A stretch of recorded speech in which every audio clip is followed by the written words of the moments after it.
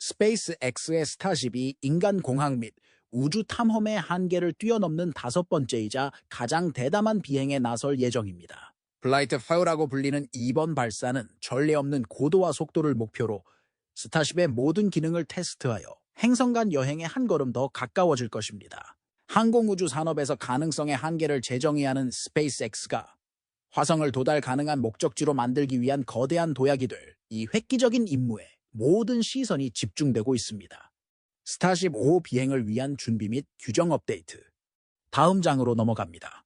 5호 비행의 발사 날짜가 다가오면서 준비와 절차가 강화되고 있어 새로운 이정표를 세울 수 있을 것으로 기대됩니다. 한편 유럽에서는 한 로켓 회사가 스페이스X의 펠컨 D과 경쟁할 것으로 예상되는 로켓을 테스트하던 중 실패를 겪으며 로켓 개발의 어려움을 강조했습니다. 반면 펠컨 5는 계속해서 우월성을 입증하며 귀중한 발사 계약을 확보했습니다. 이미 8월 하순과 9월에 접어들었고 앨런 머스크가 스타쉽 5호 발사를 위해 설정했던 달이 코앞으로 다가왔습니다. 다가오는 이 비행에서 스페이스X는 메카질라 암을 사용하여 초대형 부스터의 착륙을 시도할 예정입니다. 최근 스페이스X는 FCC의 승인을 받아 중요한 한 걸음을 내딛었으며 FCC는 X페이지에 라이선스를 게시했습니다. 이 면허는 2024년 8월 18일부터 2025년 2월 15일까지 유효합니다. 운영 목적 섹션에는 텍사스 스타베이스에서 발사되는 시험 비행 임무를 위한 발사체 통신이라고 명시되어 있습니다. 일단 부스터는 발사 장소로 돌아가거나 통제된 수상 착륙을 수행합니다. 이는 메카질라 암으로 부스터를 잡으려는 스페이스X의 제안이 적어도 FCC에 의해 처음에 받아들여졌다는 것을 의미합니다. 아직 기다리고 있는 것은 미국 연방항공청의 비슷한 결정입니다. 사고 조사가 진행되지 않았음에도 불구하고 FAA는 아직 큰 진전을 이루지 못했는데 아마도 다음 비행을 위한 스페이스X의 새로운 임무 제안을 평가 중이기 때문일 것입니다. 앞서 언급했듯이 메카질라 8로 로켓을 잡는 것은 전례가 없는 일이며 이는 의심할 여지 없이 스페이스X를 다른 업체와 차별화할 것입니다. 임무 프로세스는 이전 비행과 마찬가지로 스타쉽이 발사되고 두 번째 단계가 궤도에 도달하여 할당된 작업을 완료한 다음 다시 바다에 재진입하여 착륙하는 방식으로 분리됩니다. 하지만 진정한 차이는 슈퍼 헤비 부스터에서 비롯됩니다. 분리 후에는 스타베이스로 다시 안내됩니다. 이 과정이 원활하게 이루어지려면 엔진과 그리드 핀이 완벽하게 조화를 이루어야 합니다. 부스터가 스타베이스에 가까워질수록 이러한 시스템은 내비게이션과 감속을 위해 점점 더 중요해집니다. 스타베이스에 가까워지면 젓가락이 열리고 부스터가 그 사이로 천천히 이동합니다. 그러면 젓가락이 닫히면서 부스터가 제자리에 단단히 고정됩니다. 랜딩 레일 시스템이 부스터를 안정시키는 데 도움이 됩니다. 일단 고정되면 젓가락이 회전하고 액추에이터 시스템의 도움으로 부스터의 위치를 조정하여 궤도 발사 마운트와 정렬한 다음 최종적으로 내려놓습니다. 이것은 우리 모두가 다음 비행에서 볼 수 있기를 바라는 이상적인 시나리오입니다. 그러나 이것은 테스트이기 때문에 성공을 보장할 수는 없습니다. 수많은 위험이 수반됩니다. 엔진 고장으로 감속이 제대로 되지 않거나 내비게이션 오류가 발생할 수 있고 젓가락이 계획대로 열리고 닫히지 않을 수도 있습니다. 아주 작은 제트급별도 발사타워, 발사대, 심지어 여러 개의 연료 탱크를 포함한 주변 지역까지 파괴하는 치명적인 재앙으로 이어질 수 있습니다. 이런 점을 염두에 두고 아무 문제 없이 슈퍼 헤비 부스터를 잡으려는 시도가 성공하여 우주선 개발과 더 넓은 항공우주 산업의 새로운 시대를 열 수 있기를 진심으로 바랍니다. 사실 스페이스X를 신뢰해야 할 충분한 이유가 있습니다. 최종 테스트 및 발사 날짜 예상. 첫째, 세 번째 비행에서 부스터가 나중에 폭발했지만 거의 바다에 착륙할 뻔했습니다. 네 번째 비행에서는 부스터가 성공적으로 착륙했지만 엔진에 몇 가지 문제가 남아 있었습니다. 이 두 번의 시도는 스페이스X가 비행 중 엔진 안정성을 탐색하고 보장하는 데 상당한 경험을 쌓았다는 것을 시사합니다. 이 비행에서 몇 개의 엔진이 고장났지만 일반적으로 시동 및 종료 작동 중에 잘 작동했습니다. 또한 스페이스X는 네 번째 비행 이후 발사대의 시스템을 지속적으로 업그레이드해 왔습니다. 부스터의 빠른 분리 시스템과 궤도, 발사 마운트의 고정 클램프를 수정했습니다. 젓가락도 액추에이터 교체 및 기타 다양한 시스템 테스트를 포함하여 상당한 업그레이드를 거쳤습니다. 최근 스페이스X는 B1 프로토타입을 사용하여 젓가락을 닫고 열고 들어올리고 내리고 회전하는 테스트를 성공적으로 수행했습니다. 이러한 준비를 통해 항공 우주 산업에서 중요한 이정표를 목격하기 직전이라고 생각합니다. 발사 날짜가 다가옴에 따라 스페이스X는 아직 완료해야 할 몇 가지 과제가 남아 있습니다. 프로토타입 테스트를 마무리해야 하며 S30과 B2는 별도의 테스트와 준비를 마쳤고 습식 드레스 리허설 테스트도 아직 남아 있습니다. B-AWIL은 젓가락 테스트를 마친 후 생산 현장으로 롤백되었으므로 이번 주말이나 다음 주에 S30과 B-ST가 곧 발사대에 투입될 것으로 예상됩니다. 이 테스트가 완료되면 최종 준비가 완료되고 발사 날짜만 기다리면 됩니다. 이러한 기술적 준비 외에도 스페이스X는 발사 허가를 받기 위해 미국 연방항공청 FAA과 협력해야 합니다. 곧 FAA에서 이에 대한 업데이트를 제공할 것으로 기대합니다. 발사가 가까워질수록 의견은 다양해질 수 있습니다. 어떤 사람들은 스페이스X를 신뢰하고 어떤 사람들은 여전히 회의적일 수 있습니다. 하지만 모두가 댓글에 숫자 5로 응답하여 지지를 표시해 주셨으면 좋겠습니다. 좋아요를 누르고 동영상을 공유하고 채널을 구독하여 스페이스X의 여정, 특히 곧 출시될 스타쉽 플라이트 5에 대한 최신 소식을 놓치지 마세요. 스페이스X는 스타쉽 플라이트 5가 규제 당국의 승인을 기다리고 있으며 발사 준비가 완료되었다고 발표하여 우주 커뮤니티의 흥분을 불러일으키고 있습니다. 공식적인 날짜는 정해지지 않았지만 에일론 머스크는 최근 잠재적인 일정을 암시한 바 있습니다. 8월 10일 트윗에서 머스크는 약 3주가 소요될 것이라고 언급했는데 이는 8월 31일경에 발사할 수 있음을 시사합니다. 이는 9월 초 발사 가능성에 대한 그의 이전 발언과 일치하는 것으로 스페이스X가 순조롭게 진행되고 있음을 다시 한번 강조한 것입니다. 그러나 미국 연방항공청의 규제 승인을 받아야 하기 때문에 발사 날짜는 9월 초로 변경될 수 있습니다. 스페이스X는 모든 안전 및 규제 요건을 충족하는 데 주의를 기울이고 있습니다. 최종 준비가 거의 마무리됨에 따라 우주 커뮤니티는 공식 발사 날짜 발표에 촉각을 곤두세우고 있습니다. 8월 말 또는 9월 초에 발표되든 스페이스X는 스타쉽 프로그램에서 중요한 한 걸음을 내디딜 준비가 되어 있습니다. 현재 미국 연방항공청 FAA는 스타쉽 5와 관련하여 새로운 업데이트를 제공하지 않아 혼란을 야기하고 있습니다. FAA는 사고 조사를 실시하지 않겠다고 발표했지만 다른 요인이 작용하고 있을 수 있습니다. 한 가지 그럴듯한 설명은 5번 항공편에 메카질라, 암으로 슈퍼 헤비 부스터를 잡는 것과 같은 새로운 작업이 포함되어 있으며 이는 이전 발사 허가에는 포함되지 않은 작업이라는 것입니다. FAA는 승인을 승인하기 전에 이 작업과 다른 새로운 활동을 평가하는 데 추가 시간이 필요할 것으로 보입니다. 부스터 캐치 외에도 스페이스X는 이전 비행에서 생략된 랩터 진공 엔진을 우주에서 재점화하려고 시도할 수도 있습니다. 최근의 엔진 교체와 테스트는 스페이스X가 이 목표를 위해 준비하고 있음을 시사합니다. 메카질라 암 캐치와 마찬가지로 이 작업도 FAA의 검토가 필요한 또 다른 새로운 활동입니다. 이러한 새로운 복잡성에도 불구하고 머스크가 언급한 3주 안에 FAA가 평가를 완료하여 5번 비행이 예정대로 진행될 수 있기를 희망합니다. 3편과 4편 사이의 간격이 3개월 미만이었기 때문에 3편과 5편 사이의 소요 시간도 비슷하게 짧을 것이라는 낙관론이 있습니다. 아래 댓글 섹션에서 발사 날짜에 대한 예측을 자유롭게 공유해주세요. S30과 빅B를 포함한 스타쉽 5호의 하드웨어는 테스트를 성공적으로 마쳤으며 스페이스X는 열차폐 엔진과 핫스테이징 준비를 마무리하고 있습니다. 곧 웨트 드레스 리허설이 예정되어 있습니다. 이 부품들이 왜 아직 발사대로 옮겨지지 않았는지 궁금하실 겁니다. 그 이유는 현재 B-10C 이 스페이스X에서 업그레이드 및 테스트 중인 발사대에 있기 때문입니다. 아마도 비글을 이용한 모의 잡기 테스트를 준비 중일 가능성이 높습니다. 이 중요한 테스트는 이번 주에 완료될 것으로 예상되며 다음 주에 S30과 B-SET가 마지막 주요 테스트를 위해 발사대로 이동할 수 있는 길을 열어줄 것입니다. 5호 발사를 위한 모든 최종 준비가 강화되고 있어 스타베이스에서의 앞으로 3주가 특히 흥미진진합니다. 아직 해야 할 일이 많이 남아있지만 기대감이 커지고 있습니다.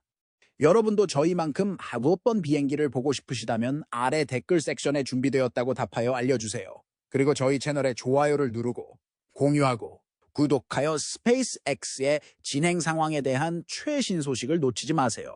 지난 8월 19일 RFA는 영국 셰틀랜드섬 북부에 위치한 삭사보트 우주공항에서 첫 로켓의 1단 정적 화재 테스트를 진행했습니다. 안타깝게도 계획대로 진행되지 않았습니다.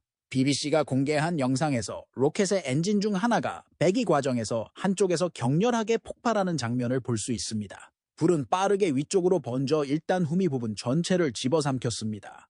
몇 초 만에 화재는 더욱 심해져 위로 치솟으며 짙은 검은 연기를 내뿜었습니다. 동영상의 25초가 지날 무렵에는 프로토타입과 테스트 스탠드 전체가 화염에 휩싸였습니다. 그 후 영상은 여파로 전환되어 프로토타입이 완전히 타버리고 테스트 스탠드가 심하게 그을린 모습을 보여줍니다. 이것은 실제로 치명적인 테스트 실패였으며 성공적인 첫 발사를 향한 RFA의 여정에 큰 차질이 생겼습니다. 사건 발생 후 RFA는 월요일 저녁 삭사보트 우주기지에 있는 발사장에서 1단 발사대에 뜨거운 불을 붙였다는 내용의 성명을 X에 올렸습니다. 그 결과 이상 현상이 발생하여 1단이 손실되었습니다. 다행히도 이 과정에서 부상자는 없는 것으로 확인되었으며 발사대는 안전하게 보호되고 있다고 덧붙였습니다. 상황은 통제되고 있으며 즉각적인 위험은 완화되었습니다. RFA는 현재 삭사보트 우주항 및 관련 당국과 긴밀히 협력하여 데이터를 수집하고 무엇이 잘못되었는지 파악하고 있습니다. RFA 로켓 세부 사항, 마이크 업계, 과제. 그들은 시간을 갖고 상황을 철저히 분석하고 평가할 것이라고 강조했습니다. 이번 시험에 사용된 로켓은 높이 30m, 지름 2m, 3단으로 구성된 RFA-1 로켓의 일부입니다. 동영상을 보면 로켓의 외관이 스페이스X의 슈퍼 헤비, 슈퍼 헤비와 닮아 있어 RFA가 스페이스X에서 상당한 영감을 받았음을 알 수 있습니다. 이 부스터에는 액체 산소와 등유로 구동되는 9개의 엔진이 장착되어 있는데 이는 펠컨 가격과 유사합니다. 또한 RFA는 로켓을 재사용할 수 있도록 1단과 2단 모두의 3D 프린팅 기술을 적용했습니다. 특히 RFA는 궤도 발사를 목표로 하는 유럽 스타트업 중 선두주자로 꼽혀왔습니다. 최근의 정적 발사 테스트는 지난 5월 헬릭스 엔진 9기 중 4기를 성공적으로 발사한 테스트의 후속 조치입니다. 이번 테스트에 대해서는 10개의 엔진이 모두 설치되었고 이미 테스트를 완료한 2단과 3단은 우주공항에서 발사를 기다리고 있었습니다. 이 테스트에 사용된 스테이지가 단순한 시험용이 아니라 RFA의 첫 궤도 발사에 사용할 실제 비행 하드웨어라는 점에 유의해야 합니다. 이 실패로 인해 9월로 예정되었던 첫 궤도 비행이 무기한 연기되었습니다. 이 회사는 이번 시험이 진행된 바로 그 지점에서 연간 최대 30회의 궤도 비행을 처리할 수 있도록 설계된 발사대를 발사할 계획이었습니다. 이러한 좌절에도 불구하고 RFA는 우리는 실제 테스트에 중점을 두고 반복적으로 개발한다며 자신감을 잃지 않았습니다. 이는 우리 철학의 일부이며 이러한 접근 방식에 수반되는 높은 위험성을 알고 있었습니다. 저희의 목표는 가능한 한 빨리 정상적인 운영으로 복귀하는 것입니다. 하지만 이번 사고는 로켓 개발에 엄청난 어려움을 잘 보여줍니다. 많은 기업들이 스페이스X를 모방하고 뛰어넘으려 시도했지만 그 과정에서 실패를 경험했습니다. 이는 스페이스X의 독보적인 전문성과 우주 산업에서 비슷한 성공을 거두기가 얼마나 어려운지를 극명하게 보여주는 사례입니다. 스페이스X의 진행 상황과 성과. 한편 스페이스X는 또 다른 중요한 위성 발사 계약을 체결하며 항공우주 산업에서 입지를 더욱 공고히 하고 있습니다. 이번에는 한국이 2027년 하반기에 다목적 통신 위성인 지오컴셋 3를 정직 궤도에 쏘아 올리기로 스페이스X와 계약을 체결했습니다. 천리안 3호라고도 불리는 지오컴프셋 3호는 2010년에 발사된 노후화된 지오컴프셋 1호를 대체하기 위해 설계된 37톤급 위성입니다. 이 첨단 위성에는 통신, 재난 예방, 해양 안전, 항공기 안전 비행 보장 등 다양한 용도로 활용되는 최첨단 탑재체가 탑재될 예정입니다. 천리안 3호의 개발은 2001년에 시작되었으며 약 3억 9천만 달러에 달하는 88억 원의 막대한 예산이 투입되었습니다. 이번 계약으로 최근 몇 년간 꾸준히 성장해온 한국과 스페이스X의 협력 관계가 더욱 강화될 것으로 기대됩니다. 예를 들어 한국 최초의 로봇달 궤도선이 지난해 8월 스페이스X의 펠컨 5 로켓에 실려 성공적으로 발사된 바 있습니다. 또한 425 프로젝트에 포함된 5개의 군 정찰 위성 중 2개는 2023년 12월과 2024년 4월에 펠컨 과이 로켓에 실려 발사되었습니다. 나머지 3개의 위성도 2025년까지 스페이스X 차량으로 발사될 예정입니다.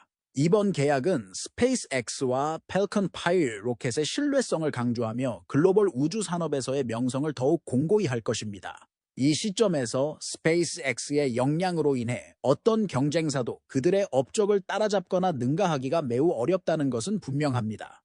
스타쉽 소식을 마무리하면서 최근 발사 중단과 기록적인 임무를 모두 경험한 펠컨 5에 초점을 맞춰보겠습니다. 스페이스X는 당초 8월 11일 오전 7시 51분 동부 표준시효로 예정된 LC-39A에서 23개의 스타링크 위성을 발사하기 불과 40초 전에 발사를 중단했습니다. 스페이스X는 이례적인 발사 중단에 대한 구체적인 이유를 밝히지 않았지만 트윗을 통해 발사체와 탑재체의 상태가 모두 양호하며 8월 12일 월 발사를 다시 시도하고 있다는 사실을 알리며 모두를 안심시켰습니다.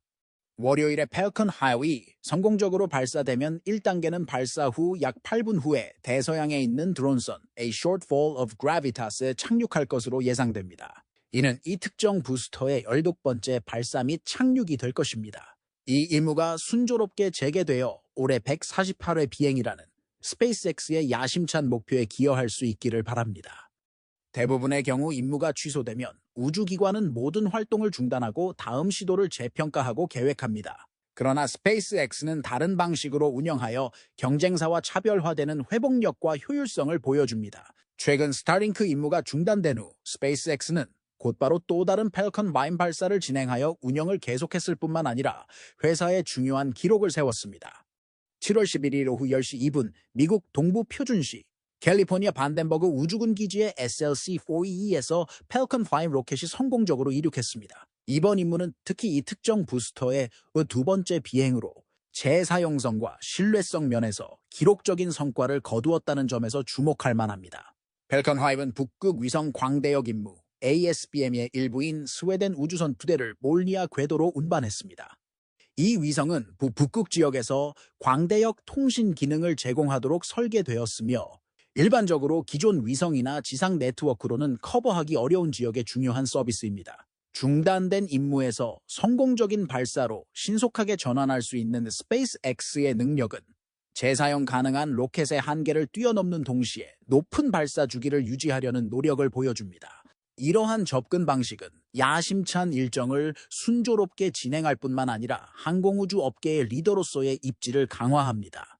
펠컨 그의 1단은 발사 후 약 5분 만에 지구로 돌아와 스페이스X 드론 우주선 물론 난 여전히 널 사랑해에 착륙했습니다. 이는 부스터의 비응유비리의 2번째 성공적인 착륙으로 스페이스X의 재사용 전략을 더욱 발전시켰습니다. B061은 지난 6월 27일 이정표를 달성한 B062에 이어 22회 발사와 착륙을 달성한 2번째 펠컨 Y 부스터가 되었습니다. 스페이스X는 부스터당 40회의 발사 및 착륙이라는 야심찬 목표를 향해 계속 나아가고 있으며 이는 다른 어떤 조직과도 비교할 수 없는 업적입니다. 현재 기록인 22회의 착륙도 스페이스X에게는 놀라운 성과입니다. 이번 임무는 전체적으로 펠컨 부스터의 304번째 착륙입니다.